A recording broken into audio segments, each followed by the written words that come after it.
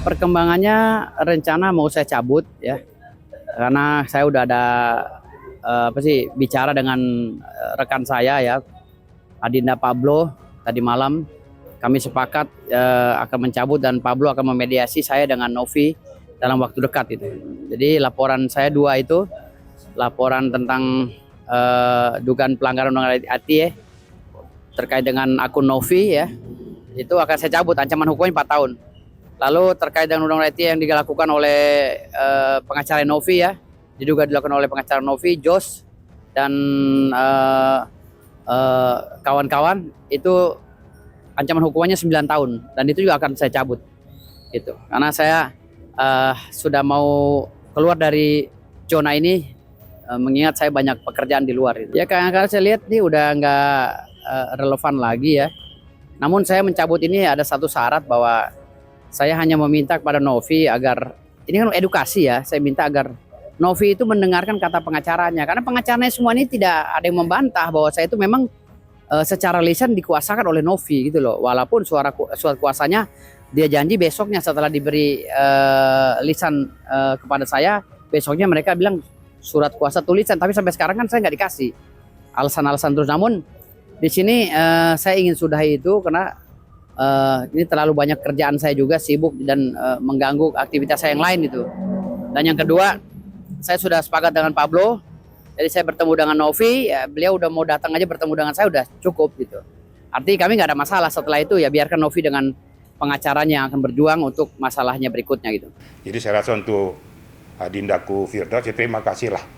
Ayo kita sama-sama kita redahkan pokok permasalahan ini, selesaikan apa yang menjadi tujuan utama daripada Agus ini. Ya, Firdaus sudah menyampaikan juga kalau ada mediasi, tentunya kita harapkan juga kan Pablo dekat dengan Novi ya.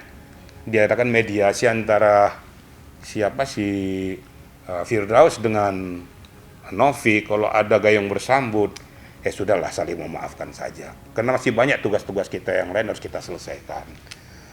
Intinya supaya kita jangan melupakan tugas pokok daripada apa yang menjadi pokok permasalahan, yaitu Mata Agus dengan yayasan yang bersangkutan.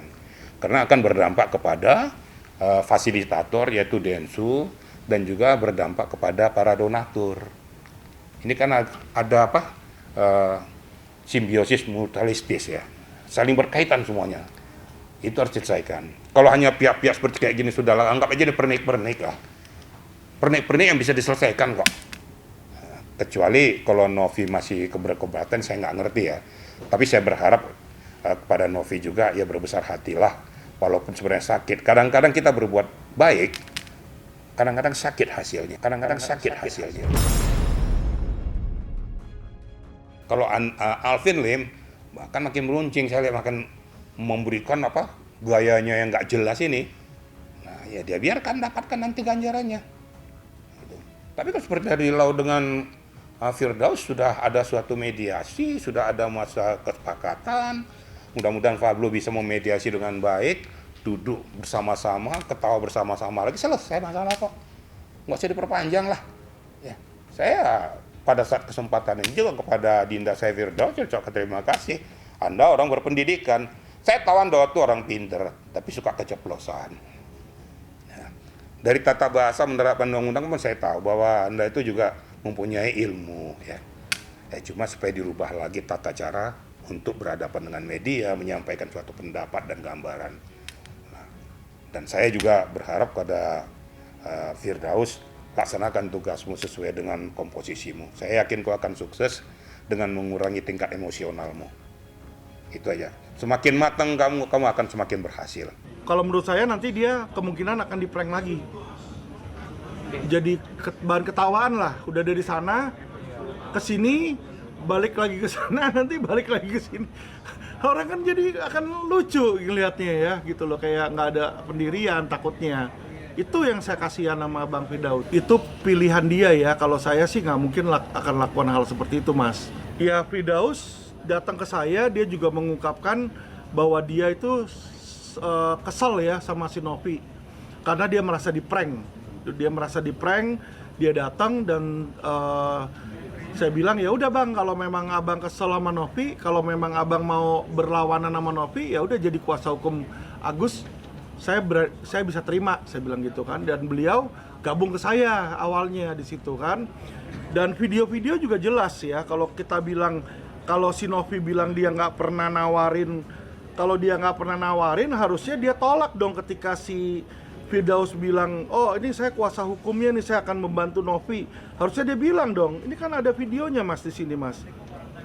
Alhamdulillah malam ini saya Ya di dalam video ini Novianti. dia bilang tuh pengacara Novianti. Ini setelah permohonan saya Ya dan di sini kalau abang lihat, kabulkan ya. dia bilang permohonannya dikabulkan tuh. Dia bilang di sini ya. Saya tidak ingin uang Agus dikembalikan. Saya nggak ingin uang Agus dikembalikan. Dan lihat ini Novi di sini.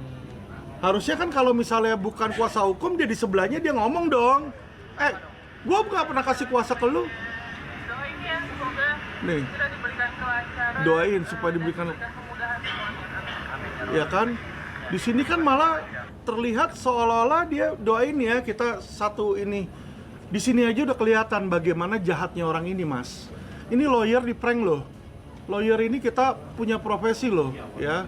Apalagi kayak si Firdaus ini juga dia membantu dengan gratis. Dia bilang dia nggak cas sama sekali, dia nggak bayar sama sekali itu si Novi.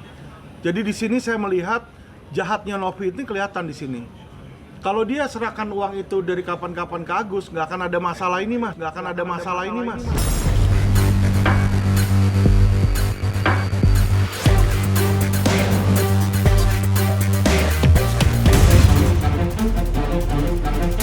Agenda hari ini ya, saya membuktikan ya, kemarin ya sebelum ada pengacara baru ya, ketika Novi walk out ya, saya sudah sampaikan ya, saya sudah dihubungi ya, akan kemungkinan besar saya akan kembali menjadi pengacara Novi ya, dan benar ternyata saya sudah dikirimkan surat kuasa, Novi sudah tanda tangan dan saya resmi menjadi kuasa hukum Novi.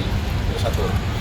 Yang kedua, saya sejak saat itu sudah mengatakan saya mengaktifkan mode tempur itu sebelum pengacara baru ini muncul. Nah, jadi yang saya kagetnya ya ternyata ketika dia mengeluarkan statement, nah, saya ditanya sama teman-teman media, ya salah satu media mengatakan, Bang Herwanto, Alvin Lim bergabung dengan Farhad. Bagaimana komentarnya? Ada gentar nggak? Saya jawab, saya tidak gentar dan tidak akan pernah gentar. Itu jawaban saya. Tapi disalahartikan oleh dia. Katanya saya dianggap nantang dia. Padahal sudah saya jawab dengan video saya tidak menantang dia. Kapan saya menjawab pertanyaan dari teman media. Sekarang lebih lucu lagi, ya, lebih mengherankan lagi. Dia, ya, menanggapi komentar saya dengan kalimat-kalimat yang sangat tidak pantas ya. Ini kenapa kok sekarang banyak advokat? Ini advokat semua nih ya, bukannya tukang cendol nih, bukan ya. Kaleng-kaleng. Bukan kaleng-kaleng. Ini advokat semua, ya. Ada doktor, ya, ada S2. Jadi, nah, kenapa kok sekarang banyak advokat yang hadir? Karena begini, ada kalimatnya, ya. Oh, advokat kondang ini mengatakan seperti ini. Nah, itu menurut dia advokat kondang yang benar, kan kira-kira begitu. Advokat yang tidak sepaham dengan pendapat hukum dia, advokatnya dibilang gitu kan. Nah, sekarang ini advokat ada di sini semua nih. Nah, ini sepakat kita ya menganalisa bahwa perkara ini Novi di pihak yang benar. Nah, jadi menurut analisa dia ya kemungkinan dugaan kita ini semua. Jadi hari ini saya sudah resmi ya secara pribadi saya sudah melaporkan. Nah, ini laporannya. Nanti saya minta teman-teman tolong ditanya-tanya semua nih pengacara ini bagaimana tanggapannya ya, karena dia menyinggung profesi ya, advokat yang tidak sependapat dengan dia dianggap. Nah, tanyalah sama pengacara-pengacaranya. Ini saya tunjukkan surat tanda bukti lapor dugaan tindak pidana penghinaan, pencemaran nama baik, ancaman sebagaimana dimaksud dalam undang-undang transaksi elektronik. Terhadap siapa? Ya pertama gini, dia kan Bang Herwanto, gua injek-injek loh katanya. Nah, ini luar biasa ya. Seumur hidup ya, saya baru kali ini ya ada orang berani mau nginjek-injek saya. Ya.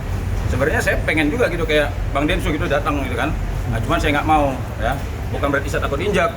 Nah, saya sejak awal mengatakan, ya, jaga kesehatan, ya. Dia mengatakan seperti kalau saya masih gagah, ya.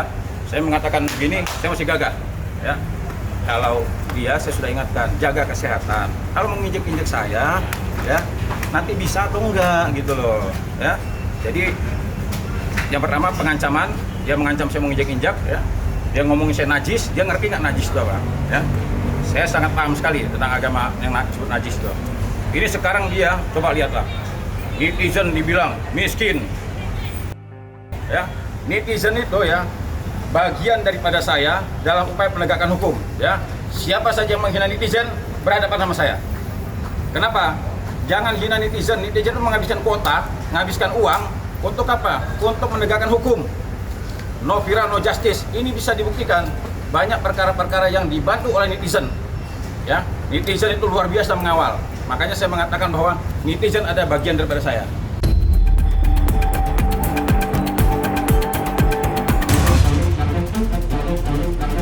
Hari ini mendapatkan kabar, ya, tadi pagi saya mendapatkan kabar kalau saya sudah dilaporkan ke Polda Metro Jaya.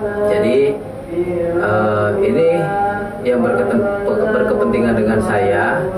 Jadi ya saya terima kasih buat Nopi, yang mana saya tahu yang dimaksud apa yang dilaporkan, karena memang saya memahami ketika seseorang merasa dirugikan, itulah hak warga negara untuk melaporkan warga negara yang lain.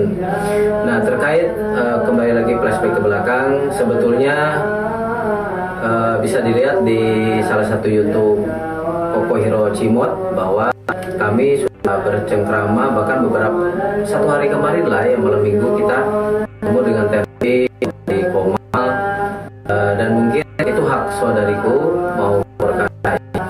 Cuman apakah untuk di proses ini, apakah harus tidak dilakukan yang sama?